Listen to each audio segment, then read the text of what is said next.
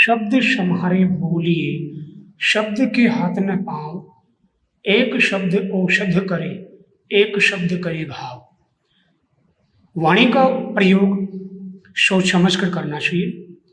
ये medical store की तरह है। एक गलत दवाई का उपयोग करने पर किसी के लिए कितना नुकसानदायक हो सकता है, ठीक वैसे ही वाणी का प्रयोग संयमित तरीके से करना चाहिए। बाल साधना परिवार की ऑनलाइन केमिस्ट्री क्लास में मंदरेश जांगीड़ आप सभी बच्चों का हार्दिक अभिनंदन करता हूँ। कल तक बेटा अपन ने जो पढ़ा था, अपन ने कल तक की वीडियो में जो बातें अपन ने पढ़ ली, पॉलीथीन निम्न घनत्व उच्च घनत्व, इनके बारे में अपन ने चर्चा कर ली। पीवीसी के बारे में चर्चा कर ली। टायरिलिन पॉलीएस्टर जो एक पॉलीएस्टर प्रकृति का बहुलक है, इनके बारे में चर्चा कर ली अपन ने। कमेंट बॉक्स में फटाफट कमेंट कीजिए कि पीवीसी के अंदर, पीवीसी में प्लास्टिसाइजर के रूप में क्या मिलाया जाता है, जिसे प्राप्त जो पीवीसी है उसको वाइनिल चमड़ा कहा जाता है। कमेंट कीजिए। इसके बाद अपन ने बेटा इसी श्रृंखला में अपन ने टायरिलिन के बारे में पढ़ा, जो एक पॉलीएस्टर होता है, शॉर्ट फॉर्म पीईटी, पॉलीइथाइल टरथैलेट। इसके बारे में अपन ने रीड किया। उसके बाद बेटा आज अपन पढ़ते हैं पिछली वीडियो से आगे नया कॉमर्शियल इंपोर्टेंस का polymer 5th type nylon 6। Nylon 6 सबसे पहली बात, नाइलॉन 66 अलग प्रकार का बहुलक है, जबकि नाइलॉन 6 एक अलग प्रकार का बहुलक है। इसमें आपको कंफ्यूज नहीं होना है। नाइलॉन 6 अलग है जबकि नाइलॉन 66 अलग है। मैं ये कहना चाहता हूँ दोनों का निर्माण अलग अलग मोनोमर्स के द्वारा होता है। नाइलॉन 6 की बात करें तो ये भी एक पॉलीएमाइड बहुलक है। कैसा बहुलक है? पॉलीएमाइड बहुलक है। क्यों? क्योंकि बहुलक श्रृंखला में एमाइड बंध पाया जाता है। कैसा बंध पाया जाता है? एमाइड बंध पाया जाता है। इसका जो एकलक होता है, इसका जो मोनोमर है उसको बोलते हैं कैप्रोलैक्टम। वेरी इंपॉर्टेंट, कैप्रोलैक्टम जो एक चक्रीय एमाइड होता है। क्या होता है? चक्रीय एमाइड होता है। इसमें कैप्रोलैक्टम में 6 कार्बन परमाणु उपस्थित होते हैं। इसीलिए एकलक में उपस्थित कार्बन परमाणुओं की संख्या के आधार पर नाइलॉन 6 और नाइलॉन 66 जो दोनों अलग अलग हैं उनका नामकरण वो किया जाता है। ये एक चक्रीय एमाइड है। इसकी स्ट्रक्चर ड्रॉ करते हैं अपन कैप्रोलैक्टम की। तो एक तो इसमें क्या होता है, रिंग के अंदर नाइट्रोजन एटम होता है।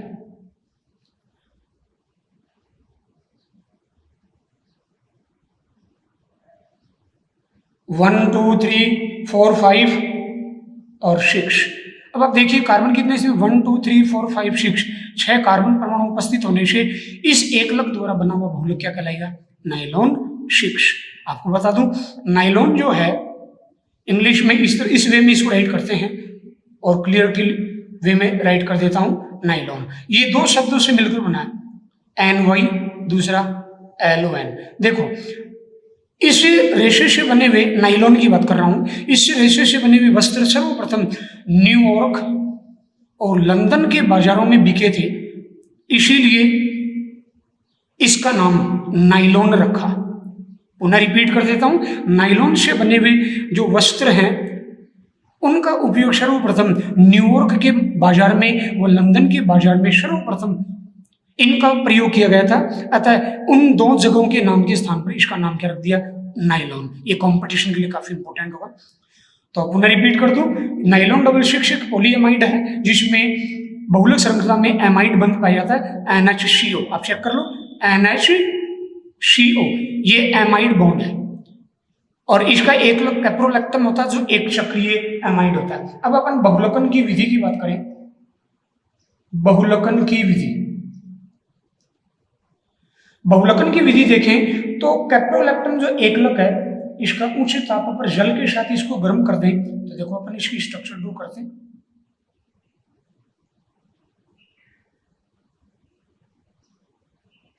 छह कार्बन एटम को अपने को स्पेशली ध्यान रखना, न तो कम न ज्यादा इस रिंग के अंदर, ये स्पेशली आपको ध्यान रखना। 1 2 3 4 5 और 6 जल के साथ इसको गर्म करते हैं। टेम्परेचर जो रेंज है, तापक्रम की जो परास है वो होगी 533 से 543 केल्विन टेम्परेचर पर जल के साथ गर्म करते हैं। तो देखिए बेटा, ये जो कार्बन नाइट्रोजन बॉन्ड है ये क्लीवेज होगा, और इसके क्लीवेज होने से अब स्ट्रक्चर राइट करना बहुत इजी है। अपन ने बहुत पॉलीमर्स की जो स्ट्रक्चर है उसको अपन ने राइट किया, उसका केमिकल फॉर्मूला अपन ने राइट किया। तो देखिए अपन यहाँ से स्टार्ट करते हैं CO से, C डबल बॉन्ड O, और CH2 कितने अटैच है? 5, 1 2 3 4 5, इनको एक साथ आप चाहो खोल कर लिख दो, काफी बड़ी स्ट्रक्चर हो जाएगी। और उससे बचने के लिए अपन इन CH2 को होल 5 लगा के 5 को एक साथ शो कर देंगे, और साथ में NH, ये बॉन्ड बना रहा है नाइट्रोजन होल N, क्या बन गया? नाइलॉन 6, जो एक प्रकार का पॉलीएमाइड बहुलक होता है। ये देखिए मोनोमर क्या है? कैप्रोलैक्टम, 6 कार्बन युक्त, 6 कार्बन परमाणु युक्त है। आपको नॉलेज के लिए बता दूं, कैप्रोलैक्टम का निर्माण एमिनो कैप्रोइक अम्ल,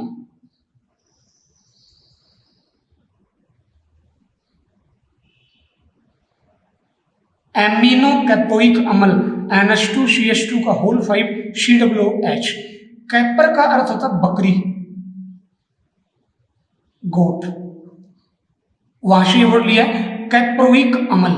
6 कार्बन युक्त कार्बोक्सिलिक एसिड है, जिसमें से एक हाइड्रोजन का रिप्लेस एमिनो समूह द्वारा कर दिया जाए तो एमिनो कैप्रोइक अम्ल से कैप्रोलैक्टम को प्राप्त किया जाता है, जिसको जल के साथ 533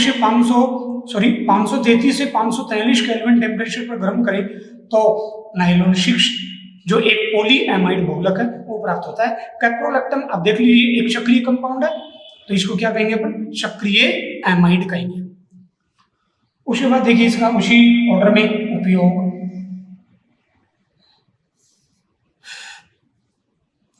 देखिए बेटा, पहला जो उपयोग है धागे, वस्त्र, रस्सियां, तंतु जाल, इनको बनाने में नायलॉन 6 को काम में लेते हैं।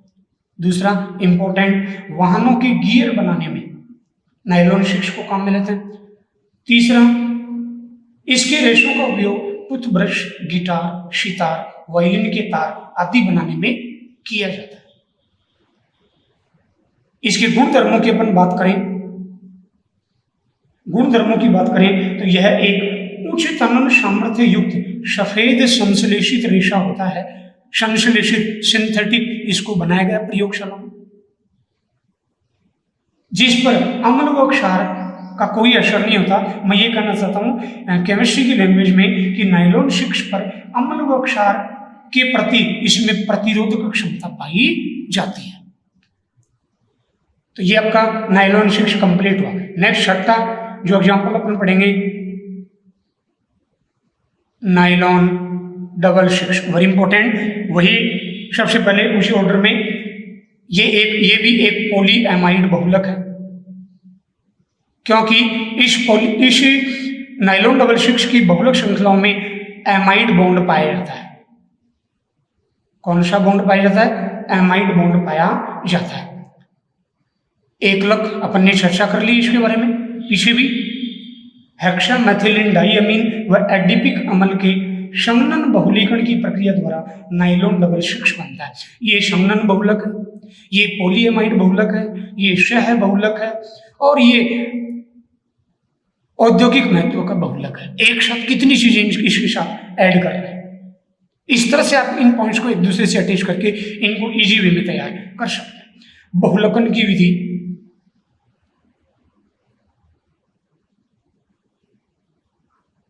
बहुलकन की विधि की बात करें तो एकलकों के संघनन बहुलीकरण द्वारा नायलॉन 6 बनता है। तो अपन एकलकों की स्ट्रक्चर ड्रॉ करेंगे।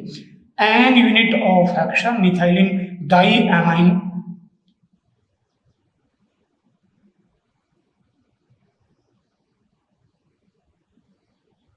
आपको पीछे इसकी स्ट्रक्चर ड्रॉ करने का मेथड ही बताया था। केमिस्ट्री के अंदर फॉर्मूले डिजाइन करना बहुत ईजी होता है बेटा।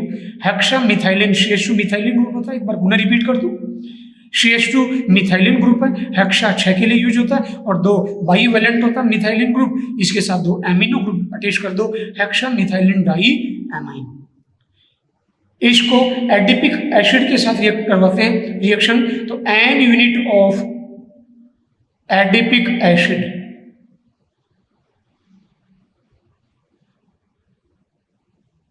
ये दोनों एकलक यूनिट उच्च ताप पर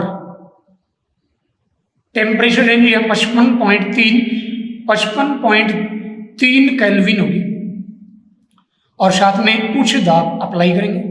कहने का मीन इन एकलकों को उच्च ताप व उच्च दाब पर शमनन क्रिया करवाते हैं तो नाइलॉन डबल 6 बनता है। यहाँ जल का छोटा अणु निकलेगा, किस तरह से देखिए बेटा, इस एक हेक्सामेथिलिन डाईएमीन से हाइड्रोजन एटम रिप्लेस होता है, एडिपिक एसिड से amino group OH group remove होता है, H और OH जल के कितने अणु रिमूव जाएंगे, जल के N अणु रिमूव जाएंगे, बाकी बचा कुचा अपन राइट कर देंगे। देखिए बेटा यहां से स्टार्ट करेंगे, हाइड्रोजन रिमूव गया NH CH2 का होल 6 NH, इसको डायरेक्ट CO से अटैच करेंगे। देखिए बेटा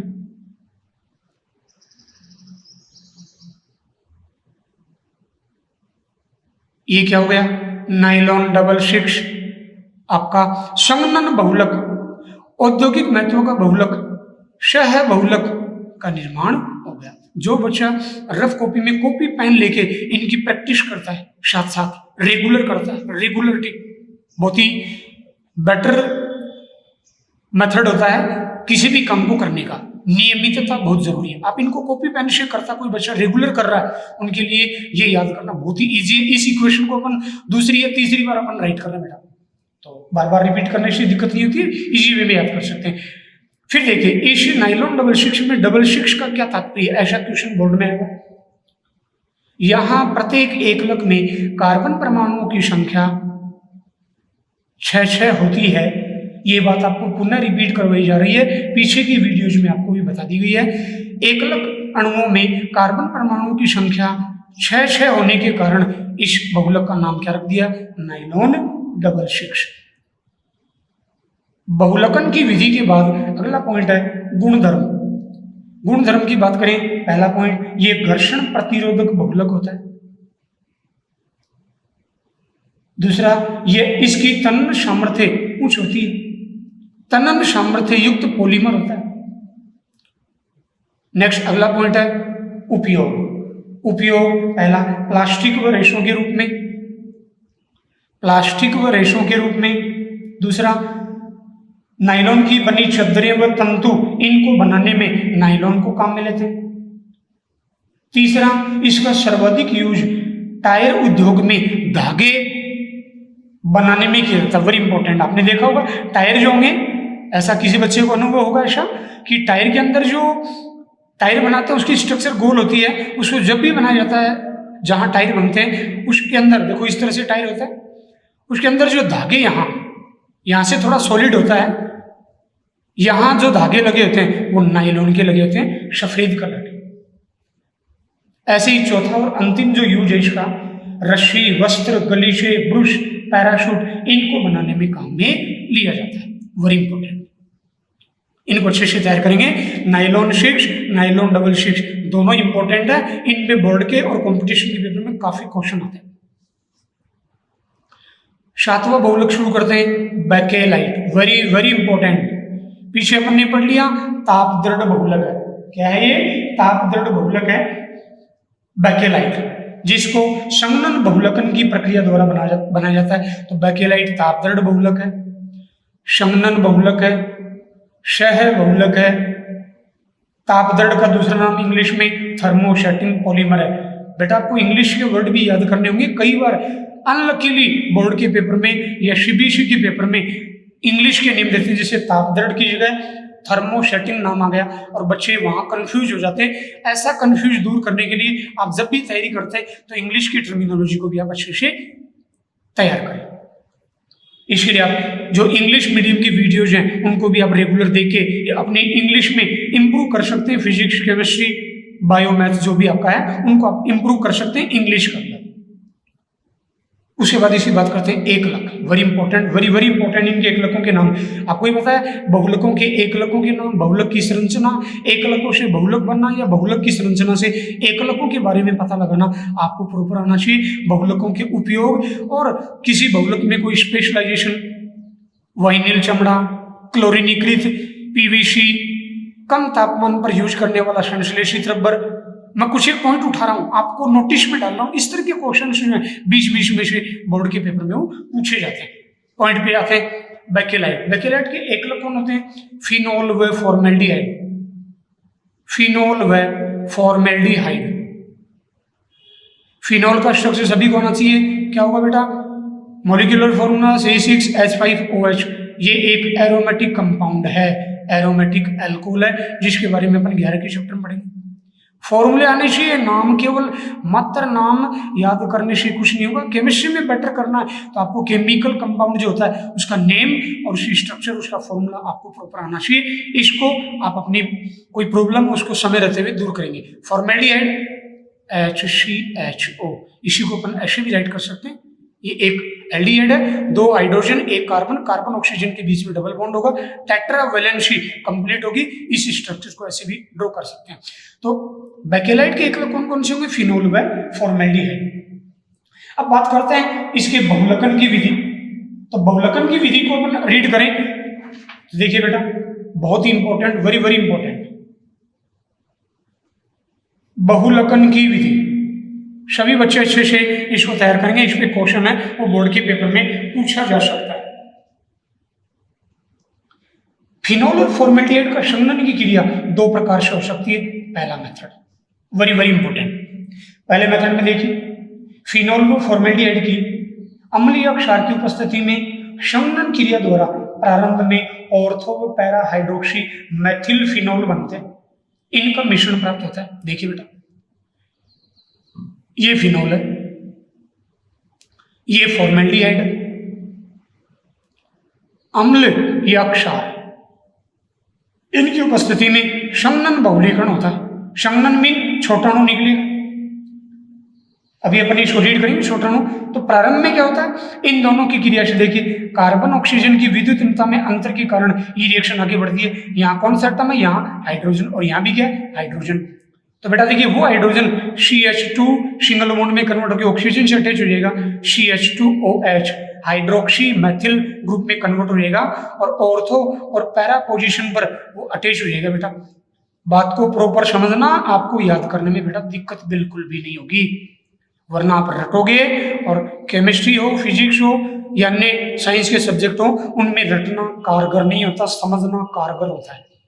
जो बच्चा समझकर करता है उन बच्चों के पूरे नंबर तक आते हैं, बहुत अच्छे मार्क्स आते हैं। तो देखिए बेटा, मैं पुनः रिपीट कर दूं, कार्बन ऑक्सीजन की विद्युतीयता अंतर से ये पाई बॉन्ड के इलेक्ट्रॉन ऑक्सीजन पे चले जाएंगे, ऑक्सीजन पर नेगेटिव चार्ज, कार्बन पर पॉजिटिव चार्ज, ये बेंजीन रिंग से अटैच हो जाएगा, डायरेक्ट कार्बन कार्बन बॉन्ड बन जाएगा। यहाँ का हाइड्रोजन ऑक्सीजन से अटैच होकर CH2OH क्या बन गया? ऑर्थो हाइड्रोक्सी मैथिल फिनोल और पैरा हाइड्रोक्सी मैथिल फिनोल का मिश्रण प्राप्त हो गया। अब जो ऑर्थो हाइड्रोक्सी मैथिल फिनोल है, इनके अणु इन्हीं परिस्थितियों में समन्वित होकर एक रेखीय बहुलक बनाते हैं, नोलक। वेरी वेरी इंपॉर्टेंट, बेकेलाइट निर्माण की बहुलकन की विधि 2 प्रकार से होती है। यहाँ 2 प्रकार के बहुलक बनते हैं। पहला मेथड पढ़ रहे, रेखीय बहुलक बनता है नोलक। ये आपके नोटिस में डाल रहा हूं, अभी बेकेलाइट नहीं बन रहा है, पहला पॉइंट पढ़ रहे हैं। क्लियर? देखिए, ऑर्थो हाइड्रोक्सी मैथिल फिनोल के अणु इन्हीं परिस्थितियों में समन्वित होकर एक लीनियर पॉलीमर बनाते हैं, नोलक। स्ट्रक्चर, इसका केमिकल इक्वेशन राइट करते हैं।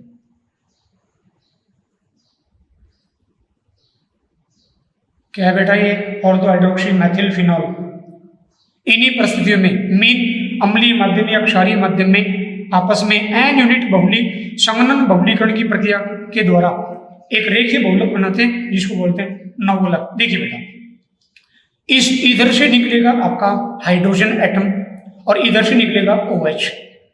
इसे एक से अधिक ये जो संरचनाएं हैं आपस में एक रेखा में जुड़ती हैं, बेंजीन रिंग। अभी अपन जोड़ेंगे तो जल के अणु निकल गए, एक OH इधर से, यहां का हाइड्रोजन, क्या रिंग हो गया, जल के अणु। और ऐसे बहुत सारे अणुओं के बीच में ऐसा जल के अणु निकलते हैं, तो जल के अणु कितने हो गए, N। और एक लीनियर पॉलीमर बनाते हैं यहाँ रेखीय बहुलक।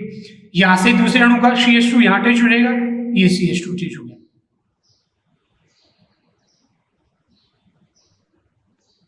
ऐसे इस रिंग का OH CH2 सही,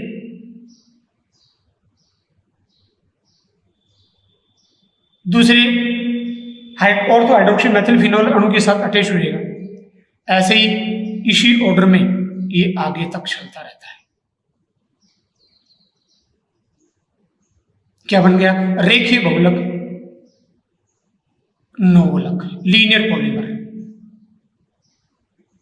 वेरी इंपॉर्टेंट, कंपटीशन में क्वेश्चन आते हैं।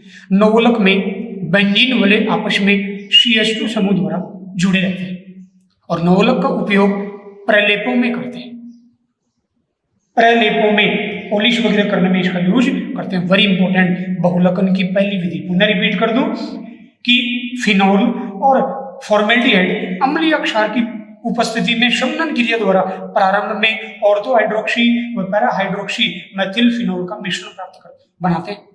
इनमें बना हुआ ऑर्थो हाइड्रोक्सी मेथिल फिनोल इन्हीं परिस्थितियों में सम्मिलित होकर मीन छोटा अणु निकलेगा और एक रेखीय बहुलक बनाता नवलक, जिसमें बेंजीन वाले परस्पर CH2 समूह द्वारा अटैच रहती है, नवलक। दूसरी बहुलकन की प्रक्रिया, वेरी वेरी इंपॉर्टेंट पॉइंट पढ़ रहे हैं आप आज, काफी इंपॉर्टेंट वीडियो। दूसरे में देखिए, जो ऑर्थो हाइड्रोक्सी मेथिल फिनोल व पैरा हाइड्रोक्सी मेथिल फिनोल है, इनके अणु संयुग्मन के फलस्वरूप सम्मिलित हो जाते हैं और एक 3D त्रिविमीय जालक संरचना बनाते हैं जिसे बेकेलाइट कहते हैं। दोबारा रिपीट कर दूं, ऑर्थो हाइड्रोक्सी व पैरा हाइड्रोक्सी मेथिल फिनोल के अणु क्रॉस संयुग्मन के द्वारा सम्मिलित हो जाते हैं और त्रिविमीय जालक संरचना बनाते हैं जिसे एक तापदृढ़ बहुलक बनता है, बेकेलाइट। इसी को अपन सिंपल वे में ये भी कर सकते हैं, नोवलक को फॉर्मेल्डिहाइड के साथ गर्म कर दें तो त्रिविमीय जालक संरचना बनती है जिसको बोलते हैं बेकेलाइट। इसे लेडरर मानेशय अभिक्रिया कहते हैं। Very very important name reaction, Lederer Manasse अभिक्रिया, नेम रिएक्शन। अब अपन क्या करते हैं, इसकी स्ट्रक्चर ड्रॉ करते हैं बेटा। An unit of ortho hydroxy methyl phenol and an unit of para hydroxy methyl phenol after cross linked a three-dimensional network structure is formed which is called bakelite. Bakelite is a thermosetting plastic or polymer। मैं ये कहना चाह रहा हूँ, ortho hydroxy polymer ortho hydroxy methyl phenol व para hydroxy methyl phenol आपस में cross linked हो जाते हैं और एक त्रिविमीय जालक संरचना बनती है जिसे बेकेलाइट कहते हैं। काफी एक कॉम्प्लिकेटेड स्ट्रक्चर है जिसकी प्रैक्टिस आपको 2 या 3 टाइम्स अच्छे से करनी होगी बेटा, जिससे आपको कॉन्फिडेंस क्रिएट होगा। इसी स्ट्रक्चर को आपको बोर्ड में बनाना हो तो काफी अच्छा क्वेश्चन है, एग्जाम में आ सकता है। स्ट्रक्चर बनाते हैं,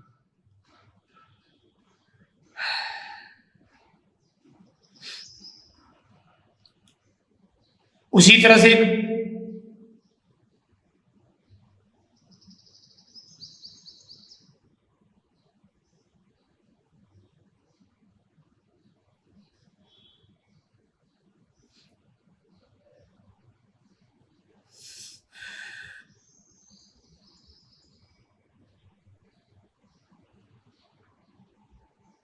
ऊपर और नीचे OH। क्लियर बेटा?